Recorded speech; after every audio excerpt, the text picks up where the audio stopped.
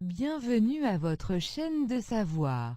Des scientifiques viennent d'annoncer avoir démontré l'existence d'un nouveau continent géologique sur Terre. Nommé Zélandia, il se trouverait au niveau de la Nouvelle-Zélande et de la Nouvelle-Calédonie mais serait majoritairement submergé.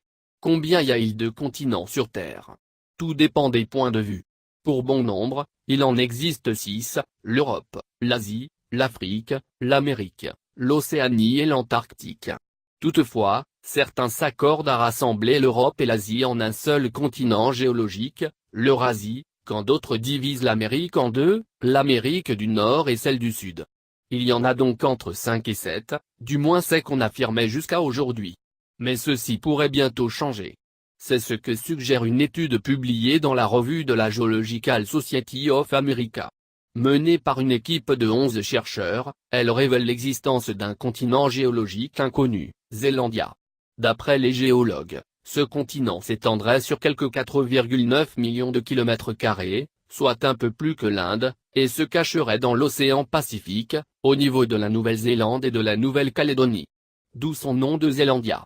Mais si la découverte paraît incroyable, elle n'est pas soudaine. Une collection d'îles et de morceaux submergés. Le concept de Zélandia avait déjà été évoqué par le passé mais il ne désignait alors pas un vrai continent. Il réunissait la Nouvelle-Zélande, la Nouvelle-Calédonie et toute une collection d'îles.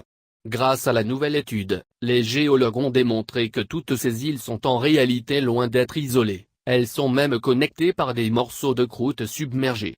Ce n'est pas une découverte soudaine mais une réalisation progressive. Il y a 10 ans, nous n'avions pas l'accumulation de données ou la confiance d'interprétation nécessaire pour écrire ce papier, notent les auteurs dans leur étude. Pour en arriver là, ils ont considéré tous les critères qui permettent de définir un continent et ont cherché à savoir si cela s'appliquait pour Zélandia. Au total, ils se sont intéressés à 4 critères, l'élévation de la Terre comparée au plancher océanique, la composition en roche de la croûte, l'épaisseur et la densité de cette section de croûte ainsi que les frontières et la taille de la zone considérée. D'après leurs conclusions, Zélandia semble remplir toutes les caractéristiques nécessaires. Suffisamment grand et unifié, la région présente une bathymétrie élevée par rapport à la croûte océanique environnante, des roches diverses et riches en silice, ainsi qu'une structure de croûte relativement épaisse et de faible vitesse, détaillent les scientifiques. Par ailleurs, son isolation de l'Australie et sa grande superficie soutiennent la définition d'un continent. En d'autres termes, Zélandia serait bel et bien suffisamment grand et unifié pour être considéré comme un continent à part entière et non plus un ensemble de morceaux de croûte submergés et isolés. D'après les calculs, Zélandia serait séparée de l'Australie par une bande océanique de 25 km mais la grande majorité, 94%, du continent serait submergée.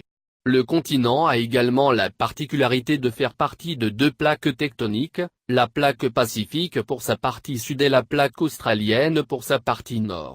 Tout ceci explique pourquoi son identification a pris autant de temps. La valeur scientifique de classer Zélandia en tant que continent représente bien plus qu'un nom supplémentaire sur la liste, affirment les géologues. Une partie du Gondwana qu'un continent puisse être autant submergé mais rester unifié en fait un élément géodynamique utile et qui fait réfléchir pour explorer la cohésion et la fragmentation de la croûte continentale, poursuivent les auteurs de l'étude. D'après les analyses menées sur les roches, Zélandia serait fait de la même croûte continentale qui faisait autrefois partie du supercontinent appelé Gondwana. Il aurait ainsi migré de façon similaire aux continents antarctiques et australiens il y a plus de 100 millions d'années avant de s'en séparer. Aujourd'hui, Zélandia formerait le continent géologique le plus jeune, le plus fin et le plus submergé.